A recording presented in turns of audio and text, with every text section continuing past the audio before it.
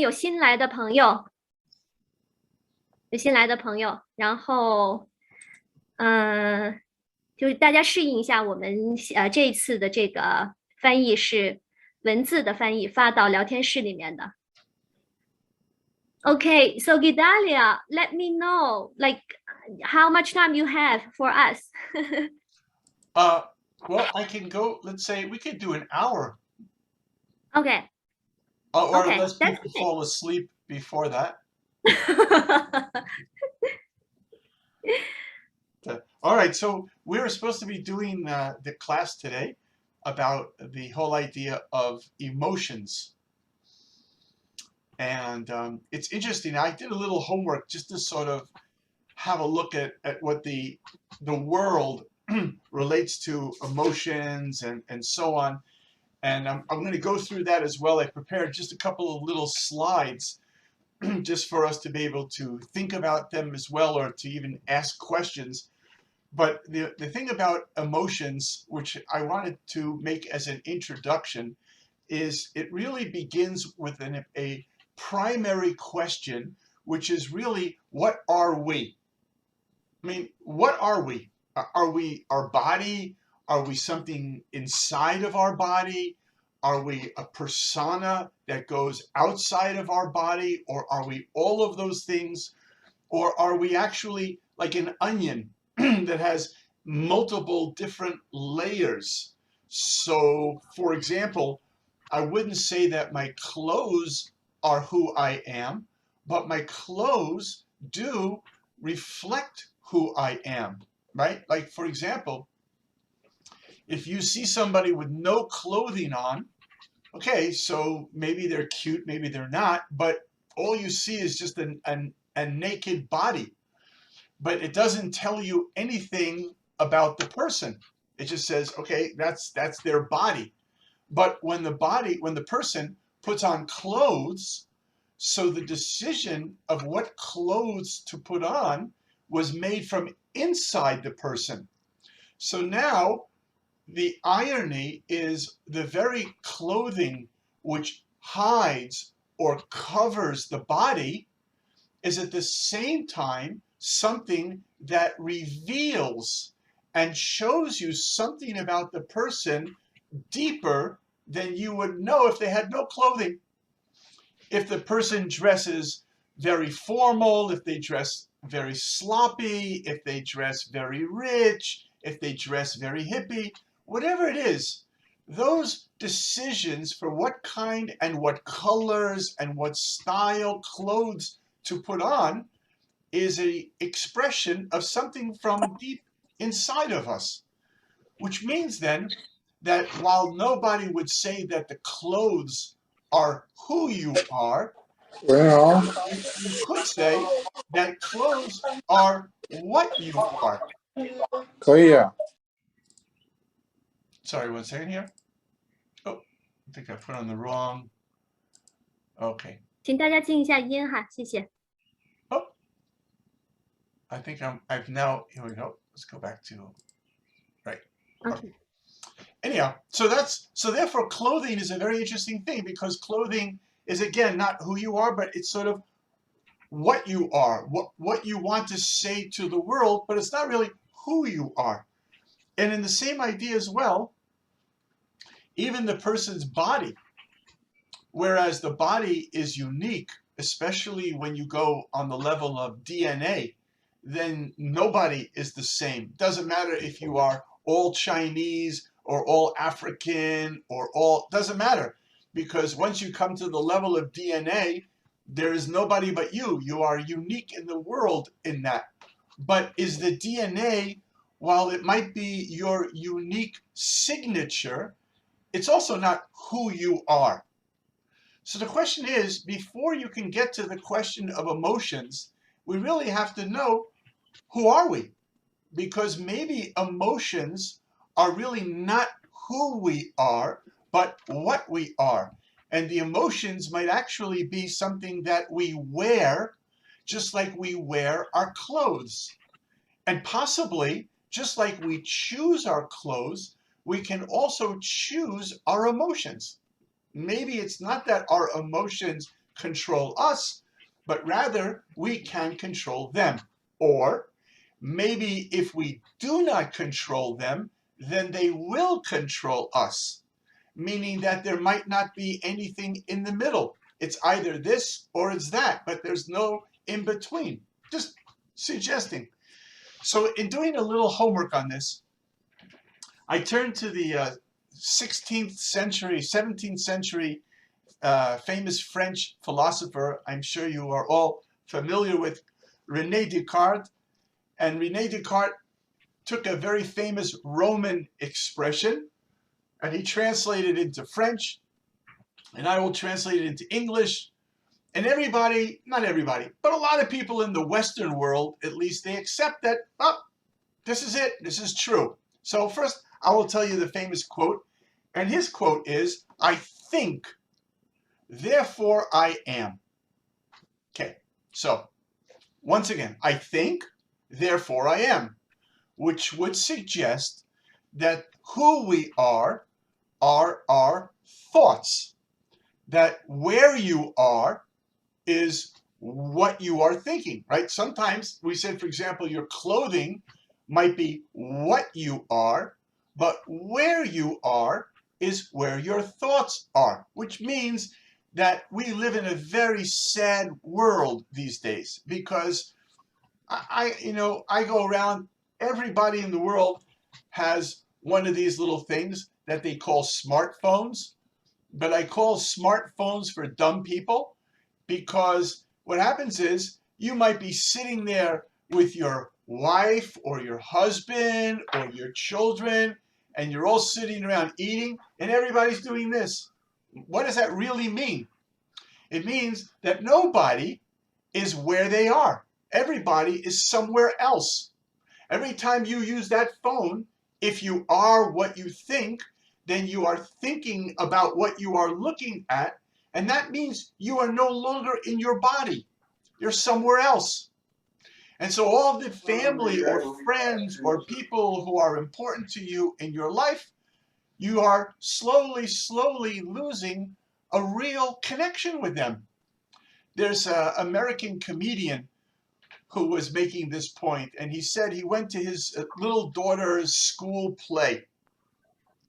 And all the little kids were up on the stage and they were acting and playing. And he said every single parent in there was like this. I thought, this is crazy. First of all, if you take this away and you look with your eyes, your kids look better, because the resolution is much better than the resolution you get from any mobile phone. Second of all, the 400 million photographs that you are taking every week and the 300,000 videos you take every week, no one's ever going to look at them. How many times have you really sat down and gone over every single photograph and video that you've taken? So what happens is, you think you're saving something for the future, which you will never use in the future, chances are, and you have now lost the present. Because instead of being here in the now, you're somebody else, somewhere else. And that's a very sad thing, because it really takes away this ability to have intimacy, to have real relationships, to have real human feelings, not to become a machine or a robot, or worse, a consumer, somebody that always has to buy things all the time, buy. So therefore the problem becomes, if with this situation, our emotions can become even more difficult to deal with, because at the end of the day, we are human beings. We are, and here's the big news, we are all created by the same God. So it doesn't matter, Chinese, white, black, makes no difference to God. We're all made by God, and we are all loved by God. It's not a question of this as opposed to this. It's a question of this together with this. When we each understand that we bring something as a person and as a people, we have special values. When we bring it together in the world, we create a planet. Otherwise, we just create war. But if we understand that we are all of the same human family, we create a planet. that could be the most phenomenal planet in the world. Instead of focusing on how to move people to Mars or other planets, which, believe me, will be a nightmare of a place to live. Imagine living on a planet you could never walk outdoors. I mean, if you're in Shanghai right now, you could imagine not walking outdoors. But imagine if you could never walk outdoors. You want to live there? What's wrong with our planet? We have air and water and all kinds of things. Why should we destroy our planet? For what? Because I'm going to win? There are no winners. If the planet loses, we all lose together. There's no winners. But if we all work together, we can actually win. But sometimes the problem with working together is emotions. If I'm angry at you, it's hard to work with you. If I hate you because you're a communist, I hate you because you're a capitalist, I hate you for whatever stupid reason, that's already a problem in creating this beautiful planet. So the challenge really is to be able to come down on the level of emotions. But when we live in a world without real emotions, then something inside of us is going to do one of two things. It's either going to shut down, or it's going to become very hungry for emotional support. Now, the problem with both of these is when you shut down, it's a form of death. You may be alive like a vegetable or like a plant, that's also alive, but you're not really living all of the amazing things that are inside of you. They've all gone to sleep. And to wake them up is not so easy. A, it's not easy because it's not easy, because it's sleeping. And B, it's not easy because there's a fear that sits on top of that sleeping. It's a fear, which is why it's shut down to begin with. So unless this inner you feels safe, it's not going to want to come back up because the fear is lingering from the past. And on the other hand, if you are now not the person who shut down, but the person starving for emotional pleasure and support, you may begin to look for it in ways that won't satisfy you. They may appear to satisfy you, but they won't. Let's take, for example, sexual intimacy between a man and a woman, right? We are all, I hope, human beings. We all have desires. We all have sexual desires. There's nothing bad about that. It's actually very good, because if nobody had sexual desires, none of us would be alive, because our parents would have never made love to create us. So the fact that every single person in this Zoom is here means that parents had a sexual desire to be together. And look what came out of it. How wonderful.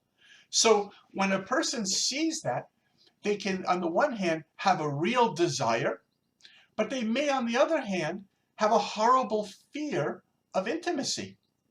So what they will do is they will look for, let's say a man may look for a way to sexually satisfy himself with a prostitute. He has no idea what her name is. He doesn't care what her name is. The fact that she acts, she's so happy and so nice and so pleasant, that's good enough. He doesn't want to look inside of her and see how much pain she's in. He doesn't want to look inside and see that she might feel like a destroyed human being. He doesn't want to know any of that. He just wants to have a very, very shallow platform or experience that will allow him to somehow think he's going to satisfy himself. And this is the same world of pornography. Pornography is, why do I have to deal with all of the games and emotional relationships of men and women when I can just open up the internet and I can see anything I want to see? And that's good enough for a few minutes. But the sad problem with that is twofold. One, the person who goes to these places does not realize that he's actually, or she is actually, destroying themselves. Because there's a higher, much more greater, more amazing experience called love. And love should include sexual activity. But it's greater than just sexual activity. Love allows the person to open their heart and not be afraid of that connection with this other person. Love allows you to go to sleep in a bed at night and not be afraid the person's going to stick a knife into you. Love allows you to do things and know that you're going to come home to a home, maybe with your children as well. So there's a huge, tremendous wealth of pleasure, but by taking what we used to call in New York cheap thrills, the person never gets to that level.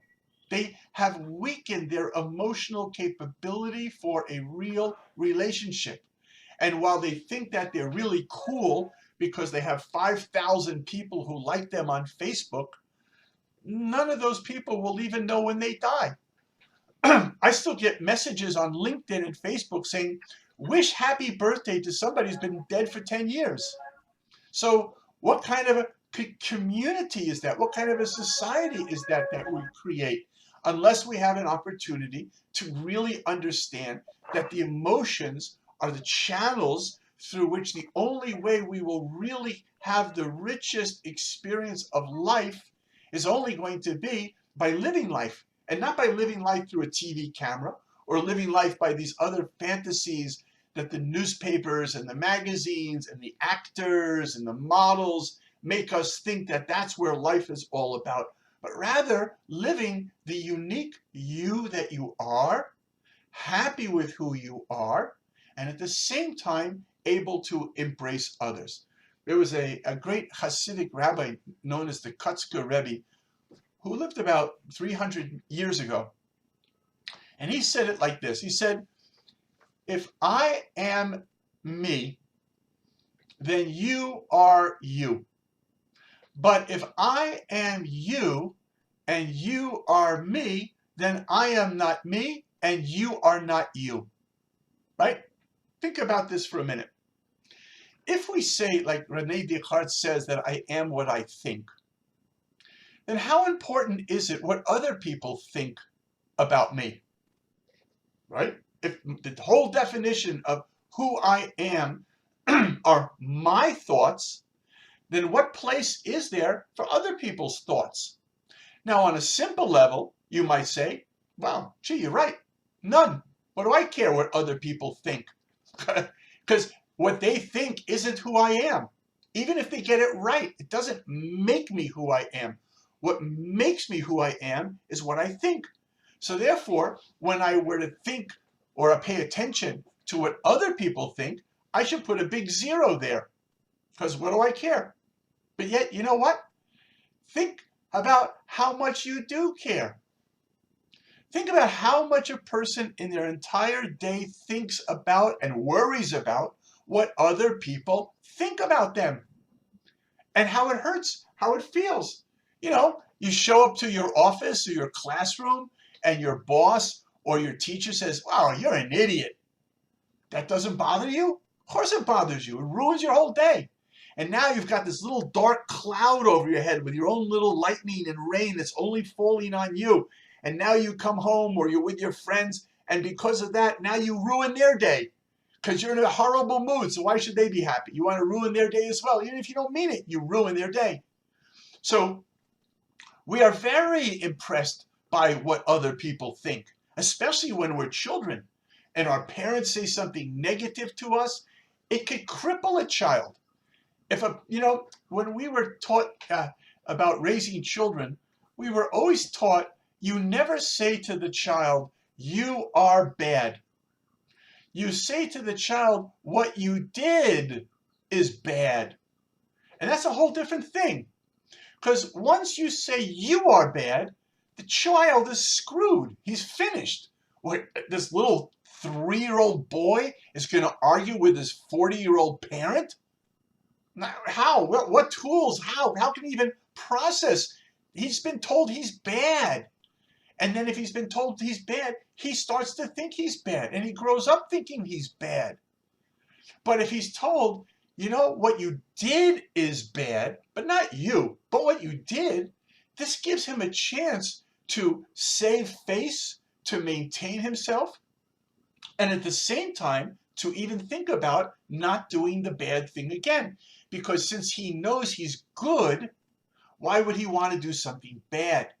But if he thinks he's bad, well then what else could he do but things which are bad? So it's a strange question. How much time and energy and effort do we put into thinking about what other people think about us if we say that the definition of who we are our own thoughts. The Talmud says, in contrast, the Talmud says that there is a lot that we should learn from what other people tell us. Talmud says, if somebody calls you a donkey, you should ignore them. Don't even pay attention. But if two people call you a donkey, then you should go and buy a saddle. Meaning to say that if people start to all tell you the same thing about yourself, then maybe there's really something to listen to, something to hear, something to gain. But here's the challenge. The challenge is, what software have you set up in your brain for receiving information?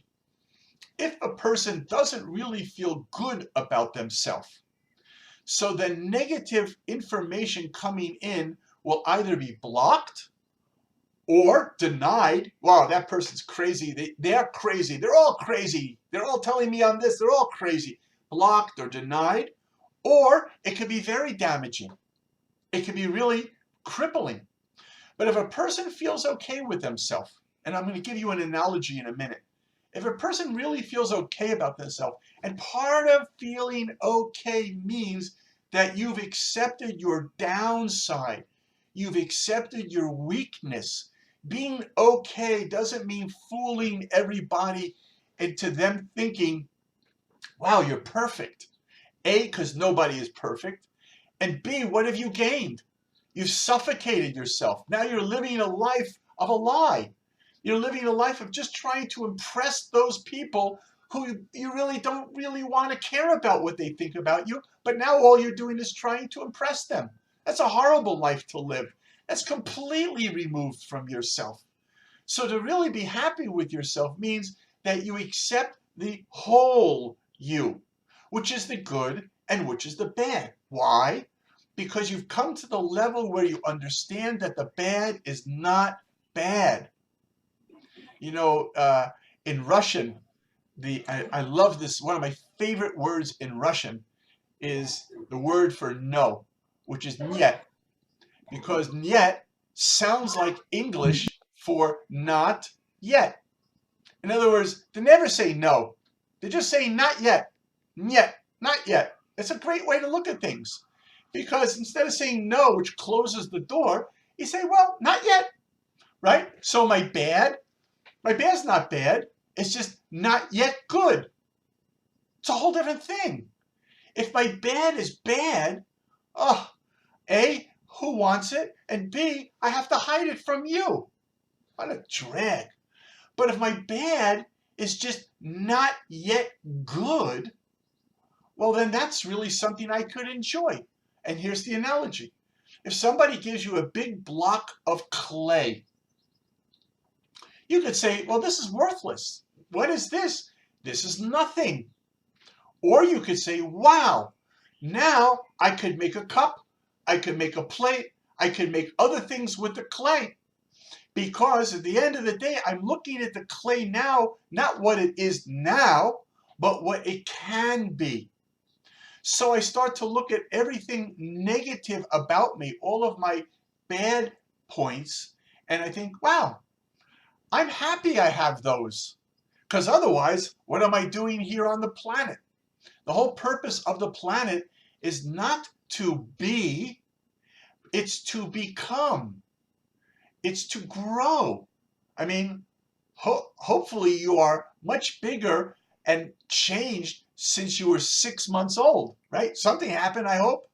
Imagine, it would be very funny, make a very funny animated movie. I mean, actually they did it. I think it's called Boss Baby, right? So he's still a little baby, but he's walking around talking like a big businessman.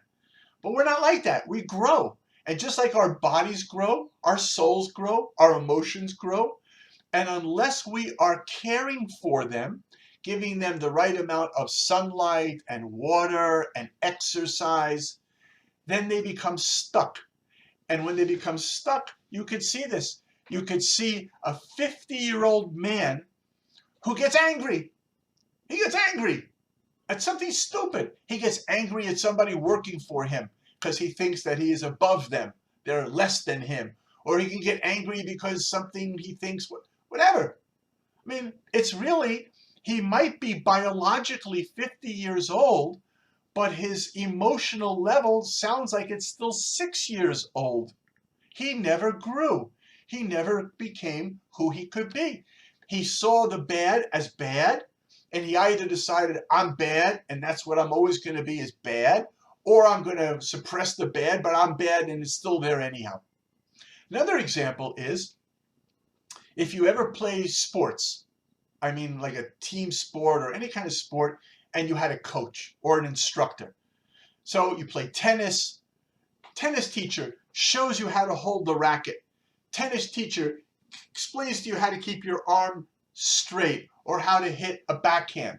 The golf instructor shows you where to put your hands on the golf stick or which golf stick to use depending where you are on the course. Or basketball player. Your basketball coach tells you if you keep your elbow in and follow through with your wrist, you'll make more shots than if you try to shoot them with your arm out like that. So what happens when he criticizes you or she criticizes you? What happens? If you are a real athlete, you will eat with passion these criticisms. You'll say more, more, more. Why? Because you realize that everything you are being told is going to make you better. You're going to have a better game. You'll play better tennis. You'll play better golf. You'll score more points on the basketball court. That you realize that this criticism is actually precious to you. So imagine if on the field of life, instead of playing basketball, what if you play life? Because guess what? This is not a dress rehearsal. This is not a practice game. This is for real. This is it. You've got your life. And the clock, here, even have one. And the clock is ticking. And you can't push pause. That's it. Until it goes off and you're gone. But while you're here, you have the ability to grow. And that growth is rooted in the emotional level. So I want to come back to René Descartes, and I want to show you how a New Yorker and how a student of the Talmud would respond to his comment. Okay? So, René Descartes, he once said in the French, he said, I think, therefore I am, or something like that. So when a New Yorker would hear that, i.e. a New Yorker, I would say, this is how I would change his comment. I would say, I think, therefore I am, I think. In other words, right? I think, therefore I am, rather than that being a rock solid platform that you live on, you can cut out the legs and you can say at the end of it, I think. Because even this I don't really know. How do I really know that that statement is correct? Sounds good. Sounds philosophical. It was said by somebody in the year 1637, so that must be cool. But maybe not. Maybe I think, therefore I am, is only because I think that I am. But maybe even that's not who we are. In fact, now let's go to the Talmud, how a Talmud would look at this comment. The Talmud would say you are not what you think. In fact, the Talmud would go way deeper into some level which isn't even in your cognitive awareness. It's not part of your conscience. It's an inner essence of your connection to the infinite. That's who you really are. And the Eckankar vibration that emanates from that uniqueness of your soul. If you think your DNA is unique, certainly your soul is unique. And the energy that emanates from your soul is captured in your name. The Zohar, mystical Jewish books, say that the evil person does not know his name in the grave. Now that's a very strange comment. What does that mean? you would think that somebody in the grave is dead. So what do you mean they don't know their name? They don't know anything, right? Wrong. Being in the grave is no different than putting your car in a parking lot. You might not be behind the wheel anymore, but you're not dead. You just simply parked your car and got out of the car. So the grave is a place where the body is parked. The body was a little car that came out of from your mommy, came from the womb, and you drove it to the tomb. That's what it did. A one-way trip from here to here. Hopefully a pleasant one, and hopefully one that lasts many, many years. But that's all the body is. So now, with a body in the grave, the real you is still alive. But what does it mean that the evil person doesn't know his or her name? So the question really begins deeper. What is an evil person? So the simple answer to an evil person is somebody who does bad things. And we live in a world, and it doesn't matter if you're in China, and it doesn't matter if you're in America, it doesn't matter if you're in Russia. Everywhere in the world does this. And it's really a shame, because we live in a world which likes good guys and bad guys.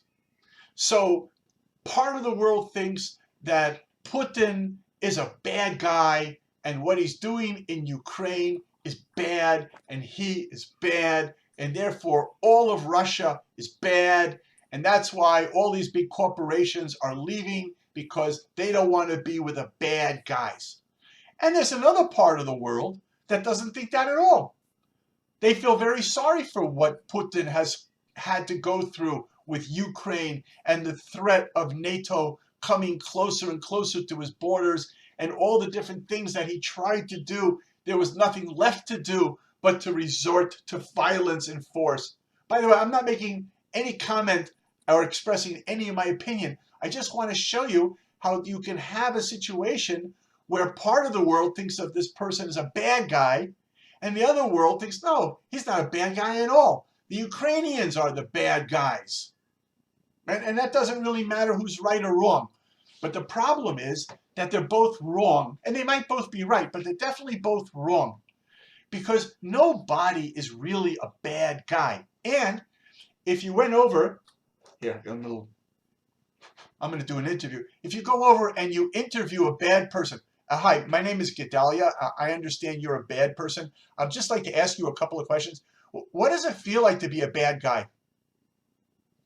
Oh, you're not a bad guy? But we think you're a bad guy. Why do you think you're not a bad guy? Oh, you think you're a good guy? Wow, that's interesting. We think you're a bad guy, but you think you're a good guy? But that's how it is. Do you think that Adolf Hitler thought he was a bad guy? Do you think Stalin thought he was a bad guy? Think of how many people these people killed on our planet. So what they did was not bad, it was horrific, horrible, pure evil. But at the end of the day, everybody is still a human being. Even in the biblical character Pharaoh, he didn't think of himself as a bad guy. He thought of him as a king of Egypt trying to protect his people and their way of life and their civilization. But what happened was he was off the mark. He was not really in touch with who he is or who he was. And therefore the bad guy, even though bad people don't think that they're bad, they're so involved in things which are bad that they lose themselves. And that's what it means that the evil people do not have a name in the grave. Because once they're no longer in their little car and they're back to their pure self, the pure self is over here, but what they did is over here, they're gone. They're gone. Whereas the rest of us are just normal people. We're not bad people. We're not even good people. We're just normal people. And as normal people, we have the ability in every single one of our days to make sure that our emotional chemistry is not stuck in our past. How many people do you know? I'll even answer it before I ask it. I'll tell you, most people I know are prisoners of their past. Something bad happened in their life, whatever it was. Father smacked the kid, or worse, God forbid. They got, who knows? I didn't even want to say the things. But everybody is got things in their life that they've gone through that have been very painful and very difficult. But what happens is this event of this difficult situation in their life is like an octopus with all of these hands. And as you're trying to swim away in time, it grabs you and keeps you and holds you. So what happens is the way that you start to go into your future is you walk backwards. You're walking backwards. You're looking at what happened in the past, and you can't get out of it. And everything that you look in the forward, in the future, is polluted by what happened in your past. So therefore, your past has stolen your future. What's that all about? I remember once a friend of mine, a Buddhist, told me a very beautiful Buddhist story. And that was that there were these two Buddhist monks who are not allowed to touch women. And they're walking. And as they walk, they come to a big puddle of water. And there's a woman standing there, and she can't get over the puddle. So one of the monks goes over, and he lifts her up. And he crosses across the puddle, and he puts her back down. And they continue to walk and walk and walk. Finally, the other monk, he had to say something. And he turns to the Buddhist who carried the lady. He says, "Brother, what did you do? You're not allowed to touch a woman. How could you carry her?" And he said, "I'll tell you something. Maybe you're right. Maybe you're wrong. But I put her down 5 blocks ago. You're still carrying her. The fact that you're still talking about that story back there means you're the one in your mind that's still carrying her. The event happened 5 blocks ago. That was it. He helped a woman, whether he should have or should not, doesn't matter, but he did it. It was over. But for the other monk, who was so bothered by what he saw, he continues to keep that story alive. So too, many times these events in our lives, and by the way, it's not to make light of these events. These are very, very serious events that rock a person. That's not the point. They are serious, and they need to be healed, and they need to be looked at, and they need to be understood. But the purpose of healing, looking, and understanding is to set you free. To be able to say, that's my past, and now I'm going to turn around, and I'm going to embrace my future. I'm not going to allow my past to steal from my future. So let's come back to Descartes for a minute, because I want to share with you how a person who studies Talmud would not necessarily agree so quickly with that idea. Again, I think, therefore I am. But the question would be, therefore, if I do something and I'm not thinking, does it mean I don't exist? In other words, am I only existing while I think? Do you think about every single thing you do? I don't think so, so to speak, pun intended. We don't think about what we do. We sometimes do. And maybe we have a thought that's this deep, maybe we have a thought that's this big, or maybe we go, whoa, sometimes we have really big thoughts. But we're not walking around every minute, whoa, whoa, whoa. You're not tying your shoe, whoa, whoa, right? You're just tying your shoe. So therefore, it can't be that the mere act of thinking, and therefore it makes you actually who you are. Another thought is, what if I thought something wrong?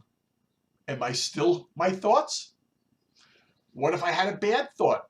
What if I thought that that person who didn't call me back is a jerk and you know what? Don't ever call me again. In fact, you know what? I will tell you a funny American joke. I remember this from when I was a little kid, but I think it makes the point really well. A guy is driving in his jalopy, his old truck, and he's out in the country, nobody around. All of a sudden, the tire goes out of air. Oh no, I don't have in the truck what's called a jack to use to pump up to be able to switch the tire. I don't have a jack. What am I going to do? And he looks and he sees, wow, there's a farm over there. I'm going to go ask them if they have a jack. So he's walking, heading to the farmhouse. And then he suddenly thinks, he says, well, wait a minute. What happens if they're not home? Then what am I going to do? Keeps walking. Well, what if they are home, but they don't have a jack? Then what am I going to do? Walking. And then just as he's about to get up to the door, he says, well, what if they are home and they do have a jack and they won't let me borrow it? And he knocks on the door, and a very nice man opens the door, and he says, hello, how may I help you? And the guy says, I don't want you or your jack. And he walks away in anger. What? Hello? What? This guy went to go find the jack. But because he came up with such a crazy pattern of thinking in his head, by the time he knocked on the door, he had already talked himself into thinking that whoever's going to be in this house is going to be a jerk. Maybe the guy actually had 20 jacks. Who knows? He'll never know, right? So how many times are we in a situation where we make assumptions or we make conclusions and we're wrong? We're wrong. Does that mean I don't exist? If I am because I think, but if I think wrong, is that also called existing? And then the other point is, if I am because I think, does that mean if I'm not so smart, I don't exist that much? Does it depend on my IQ? In other words, was Einstein one of the only people who ever existed because he was so smart? Can people who are not so smart also exist? So what actually is that whole process in terms of thinking, and in terms of thinking, in terms of going into the world of who we are? So I want to take this now and move it into the next section, which is the way that we look at emotions coming from this position of who we are in our essence. So just give me 1 second here. I want to, how do I do this now? Because I gave you, okay. Now that you're the host, I need you to re-enable screen sharing, please.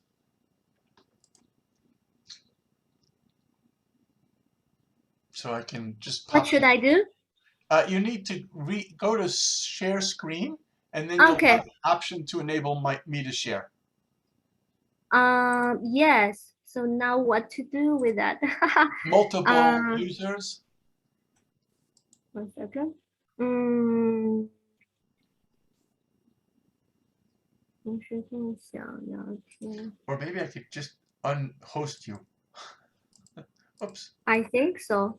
Oh, yes, I changed it. You did. Okay, great. So see now. Yeah, great. Okay, cool. Okay, so. Okay, this is from Wikipedia. I was curious just to what be the basic definition of an emotion. I found it quite strange. Emotions are mental states brought on by neuropsychological changes, variously associated with thoughts, feelings, behavioral responses, and a degree of pleasure or displeasure. And the best line is, there is currently no scientific consensus on a definition for what is an emotion. That's pretty interesting, because basically, if you look at the main point of what's being said here, the whole point of what's being said is that you really have almost no control over your emotions. These are things that are going on in the nervous system of the brain. They may be associated or have catalysts that come because of thoughts or feelings or behavioral responses, like when the doctor hits your knee and the leg pops up, sort of a pre-programmed behavioral pattern. Let's go here for a minute now to the next one. This I also found to be very sad. This was taken from a website called Very Well, which is highly respected, and it came up with 6 basic emotions: happiness, sadness, fear, disgust, anger, and surprise. And I was surprised. As you saw right here, is there only one of 6 is a positive, right? Aren't there things like curiosity or perception or other types of emotions, like even melancholy? And then more than that, is there only one type of happiness? How would you define the difference between happiness and joy. Or for example, in Jewish thought, there are 7 words for happiness. So let's take a look at happiness for a minute then and see what we come up with. In the 7 words in Hebrew, in Lashon HaKodesh, for happiness, one of these words is called simcha. A simcha is often said like, oh, I'm going to a simcha. It means like a happy event, like a wedding or something of that nature. But the word is called simcha. Simcha, however, is very different than happiness, because many times happiness, like that definition that was used in terms of what is emotion, happiness, people feel, is something that happens. Happiness happens to you. I go to a movie, I sit down in the movie, and I watch something that makes me happy, right? The expression we used to use is, are we having fun yet? It's like somehow an external stimulus will make me happy. Ooh, nice swimming pool. Wow, a great lunch. All these are external things that I want for my happiness. This is not simcha. It's nice, but it's a very low level of real joy. Why? Well, because if you then don't have that stimulus, if God forbid a person is an addict and they don't have their alcohol or heroin or cocaine or whatever, then they can't be happy because they need these things to make them happy. If a person's very insecure and he or she needs their friends to tell her how great she is, and they don't say that, she's not happy because she's dependent on external stimuli. Simcha is just the opposite. Simcha, and I'll explain how it works in a minute, is a type of joy that you create inside of yourself, which means that you will never be bored in your life, because the first way that you make this is you understand that your best friend in the whole world is you. There's only one person you will be with every moment of your breathing life, and that's you. Even if you're married, that person will not be with you every minute but you will. So if you find somebody you really like and you want to invest the time and energy to make that person your friend, that's great. But why would you not do that 10 times to make this person your friend? Why would you not like to wake up in the morning and look in the mirror and like, wow, it's my best friend? Because it should be. If this person who you are is not your best friend, then none of your friends are your friends anyhow. Because if you do not love yourself, how could anybody else love you? If somebody says to you, I love you, you're going to be suspicious because you don't really love you. So what did that person mean when he said or she said, I love you? Obviously, they don't know who I really am. Because if they knew who I really was, they wouldn't love me. Because I know who I really am and I don't love myself. So how could they? The other problem is you cannot give what you do not have. If you don't have any money in your pocket, you can't give money to a poor person. If you don't have any love inside of yourself, you can't give love. It's called something else, but it's not love. Even if it's dressed up to look like love, it's not love. Because love has to be from a source of love. And therefore, you've got to have that love inside of you to give and to receive love. So that would make it a worthwhile investment to go inside of yourself and find out what the problems are, why the wires aren't working, what's happening in my emotions. And there are exercises and there are programs and there are systems that can allow you to fix those things. In the same way that if you have a problem with your shoulder, you would go to a physiotherapist and they would show you exercises to fix it. You wouldn't just leave it bad. Well, I'll just walk around like this for the rest of my life. You wouldn't do that if you have a choice. So why should your emotions walk around like that if you have a choice? So that's a really important point, is to realize that the idea of joy is something that you can create inside of yourself, even if your situation is negative, even if people are saying things to you you don't like, doesn't matter. You can hold on to your inner fire and inner joy and wisdom, and that's something that you have the power to create. This is taught in the Bible. We call the Torah. It's a very strange verse.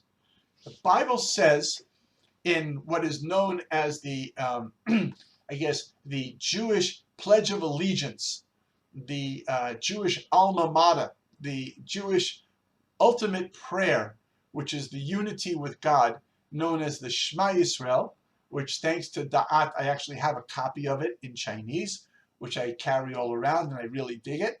And other people go, wow, it's totally cool. Anyhow, so in that, I don't know the Chinese translation, but in the Hebrew, it says as follows. The Torah cautions us not to go after our hearts and our eyes. We see something. Even worse, we see something that belongs to somebody else. Wow, really like that guy's girlfriend. How am I going to get her away from him and over to me? Wow, look at the car that guy is driving. Why do I just have like a stupid Ford or Chevrolet? I want a Lamborghini. I want to have a, fancy car as well. So these are pollutions. These are things that don't make you happy, don't make the world happy, doesn't make anybody happy. Because those are things where you see something and now you convert that into envy and it becomes something that poisons the soul. And yet, the Torah does not write, which you think it should, don't go after your eyes and heart, right? Because first you see it and then the heart wants it. The Torah has reversed the process. The Torah says don't go after your heart and after your eyes, but that's stupid. Your heart can't see anything. You need the eyes to see, and then the heart. How could you say the heart before the eyes? Answer, very, very, very important answer. The answer is that the only thing that your eyes are seeing is what you have already educated your heart to want. If you go into the Maasai tribe in Kenya and you see that they drink milk and blood together, and that's a yummy, yummy drink for them. But if you don't like milk and blood in a drink, I hope, if you don't like that, then you're going to go, oh. And they say, hey, would you like a glass of our milk blood drink? You're not going to say, yeah, I can't wait. You're, oh, why? Because you were educated in your heart that that's something that doesn't appeal to you. But if you had grown up in Ambosali and you were a Maasai, you would say, oh, wow, yes, I would love it. Is one culture right and the other culture wrong? No, not at all. They're just different. But there's no right or wrong, just different. But it's based on what you have educated yourself. Therefore, the platform, the base of all emotional activity in a person's life has the ability to be reprogrammed, that the wires can be repatched and replaced in different places and in different situations that give you the freedom not to be subjugated by outside input, but rather to generate from your inside your values, your thoughts, and therefore you are free to be who you are, and that allows the Maasai to be free to who they are. You don't need the Maasai to be like you, because if they're like you and you're like them, then nobody's anybody, right? If you have found God and you found religion, you don't have to go out and kill people if they don't accept your religion. Just open up the book of history. How many people on our planet have been killed because they were told either accept this religion or die? And you know what? And if they accepted it, Do you really think they accepted it? Or they just said, these guys are sick. We better just accept this so they don't kill us. That's not embracing God. What is that? That's how a person comes close to God? Because you put a gun or a sword next to them? What's that all about? But if you're really at peace with your relationship with God, like in Abraham, then you might draw people to God. Because people say, wow, look at Abraham. I wonder if I could be like him. Let me go see. Guess what you find when you come to Abraham's house? You find the door is wide open. Come on in. I don't care who you are. I don't care if you worship idols. I don't care what part of the planet you come from. I don't care what color skin you have. What do I care about that? I just care that you're created in the image of God, and that makes you dear to me. Full stop. Because if you only love the person because that person shares your religious beliefs or your political beliefs or all the rest of it, then it's just a club. I don't want to be a member of that club. That's a poison trap. That's going to steal your life away. But if you're a member of the Life Club, then yeah, you could play with those people, but you can play with these also, and these as well. And it makes life even more interesting, even more creative, and even deeper value. Because now you share what you have because you're okay with being yourself. And part of that, as we said earlier, are the bad parts. So part of the being okay with the bad parts means you're not afraid to ask for help. You're not afraid to say, hey, I need help here. The Talmud says a person cannot take themselves out of prison. If you're in prison, you need somebody else to come and help you get out. So I tell you could be a prisoner of your soul. Just like the body can get sick, the soul can get sick. The body gets sick, you go to a doctor. The soul gets sick, you go to a soul doctor. And just like there are bad doctors and good doctors, you have to be careful who you go to. And you have to be extra careful when it comes to your soul. Because the body is only for 120 years, but the soul is forever. I mean, just imagine investing your entire life, God forbid, in a certain belief, and then when you leave this world, it wasn't really true. What a horror. What a horror. Especially if you could have had a chance to really connect.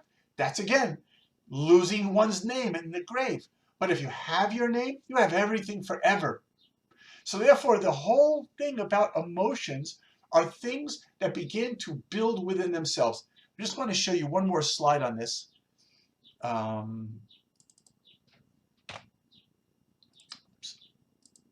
There we go. Okay, I kind of thought this was cool because I'm a big fan of Michelangelo. But what you see here is the 10 Sefirot.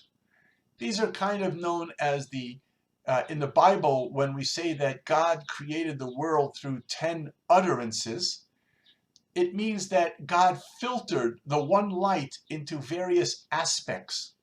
And the various aspects are in juxtaposition to the man or woman, just happens to be a man, but it's the same, man and woman. And they are as follows. The three higher ones, which are called the crown and wisdom and understanding, these three are things which are the influences from the higher world upon ourselves. That's why they kind of correlate to the arms which reach heavenwards, or they surround the head, because these are influences from higher worlds in ourselves. But these 7 down here correlate to what's within our capabilities. These capabilities are in juxtaposition of the 7 days of the week. And they also have to do with each aspect of ourselves. We have the right column and the left column and the central column. The right column begins with the chesed. Chesed means kindness. The left side, which is opposite it, is called strength. Now let's take, for example, how even those things which we think of as negative can also be positive, because there's nothing which is innately negative. For example, fear. If a person is fearful of something of which there is no purpose in being fearful, then fear is a bad thing. But if a person can have fear because there's a crazy dog running around that might come and bite you, then that fear is a very good thing. It'll save your life. So it's not that fear is bad. The question is, how do you use it? Let's take another example. Envy. If you're envious of another person's money or another person's success and fame, that's a really bad thing. It's going to ruin your beauty and ruin your life. But if you are envious of somebody who does good things, and because you say, wow, look at that person goes 1 day a week as a volunteer to a hospital and sits with old people or plays with children, and that makes you envious. Why am I not doing something on that level of kindness as well? And it gets you to go out the door and volunteer a little piece of your very busy time to help other people. That's wonderful envy. So each one of these things is like a double-edged sword. It's not bad. It's just a question of how you use it. And on the lower here on the right, you have this idea. Okay, so now you have upper body and lower body. I'm going to skip the middle one for a minute. So upper body are activities of chesed, which is like the arm giving, and gevura, which is the arm protecting. And then on the lower part of the body, which are the legs, more of the foundation. Now the leg is a very interesting part of the body. The leg is something that you stand on, and at the same time, the leg is something that you walk on. So it's stability and mobility in the same part of the body. So here it has mobility, netzach, which means victorious or eternal. That's movement. And on the left side, it's hod, which is splendor, which is something that's like a statue, something that has beauty because of the effort that was invested in it. In the middle, you have Tiferet. Tiferet means splendor, if you will. I'm not good on the English. But what Tiferet does, which is where the heart is, it balances between the two. One side should never be too much of kindness, because too much kindness can lead to a destruction of healthy barriers. And on the other hand, it shouldn't be too much judgment or strictness, because that takes all the water and air out of a person's life. But rather, the challenge is to find the harmony and the balance which is in the middle. And that's why this one here, which relates to the sexual genitals of the man and the woman, is called yisod, which means the foundation. And again, it's only a foundation because it's used in a healthy way as opposed to a negative way. And as a result of that, it comes to the final level, which is called the malchut, which is the kingdom, which is supposedly relates to the level of the feet. And the relationship to the feet are, in the sense, the culmination of all of the energy and activity that we live in our lives. Each one of those 10 or 7 primary sphirot balls harbor the emotional energy of a person. And each one can be understood in depth in terms of emotional issues that a person has. They even sometimes, we know that emotional damage can be physically affected us as well. That's why you have this idea of disease, which is dis-ease, a lack of peace. That's why the Hebrew word for peace, which is shalom, is connected to the word shalem, which means whole. Because in wholeness, in oneness, in harmony, in balance, that's what creates physical health, emotional health, and spiritual health. So that's the class for today. I apologize for the confusion of the changing of the time zones and all, but we were able to record this, so I'll be happy to forward the recording if anybody wants to go over it. And if anybody has any questions, maybe Dot, if you'd be nice enough, you can feel free to give them my email. I'm happy to answer questions. And if you want to do something really cool and it's free, you could subscribe to the People's Talmud. It was only 35 years of my life making it, but that's okay. And I think, unfortunately, it's only in English, hasn't been translated yet into Chinese or Russian. And I hope that'll bring you a lot of joy and happiness. And there's a lot of work in there as well on the emotions and so on. So since we said Hakuna Matata, I could say now Dalu. As Dot knows, I think because she's joined us sometimes on our African courses as well. So thank you all very, very much, and Thank you. lots of blessings and good things. So To bye for you now. also. My pleasure. Bye Bye, bye, wonderful Chinese friends. Mwah. bye. Bye. Bye. Thank you. Thank